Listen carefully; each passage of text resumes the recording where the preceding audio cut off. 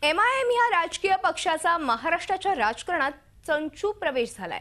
2 जागा मिळवत एमआयएमचे आमदार विधानसभेत दाखल झालेत। काही मतदारसंघात एमआयएमच्या उमेदवारांनी निर्णायक मत देखील मिळवलेत। त्यामुळे एमआयएमचे यश इतर पक्षांसाठी धोक्याची घंटा म्हणावी लागेल।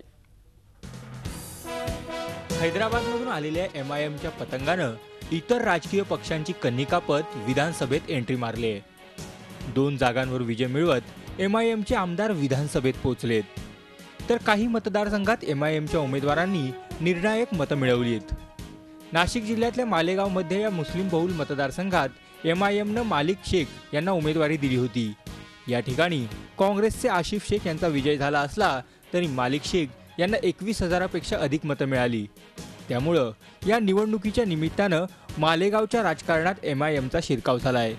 आता मालेगाव महापालिकेत चमत्कार करण्याची भाषा स्थानिक एमआयएमचे नेते करतायत। रमजान के महीने में इफ्तार की दावत में यहाँ पर आया तो ये जालिम कांग्रेस और राष्ट्रवादी कांग्रेस के लोगों ने मालेगांव दाखिल हो रहा था तो मुझे एक नोटिस मुझे दे दी। मैंने पूछा नोटिस क्या है, तो पुलिस वाले ने कहा कि साहब ले लो।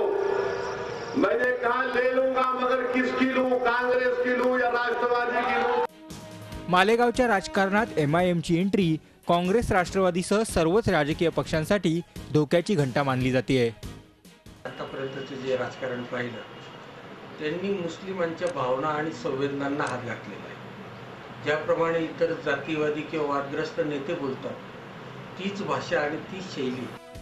औरंगाबाद भायखळामध्ये मिळालेला विजय, मालेगावमध्ये मिळालेली निर्णायक मतं किंवा नांदेड महापालिकेतील एमआयएमचा प्रवेश या सर्व गोष्टी एमआयएम मुस्लिम बहुल भागात फोफावत जाण्याची चिन्ह दर्शवतायत। निलेश वाघ, झी मीडिया, मनमाड। झी 24 तास रहा एक पाऊल पुढे।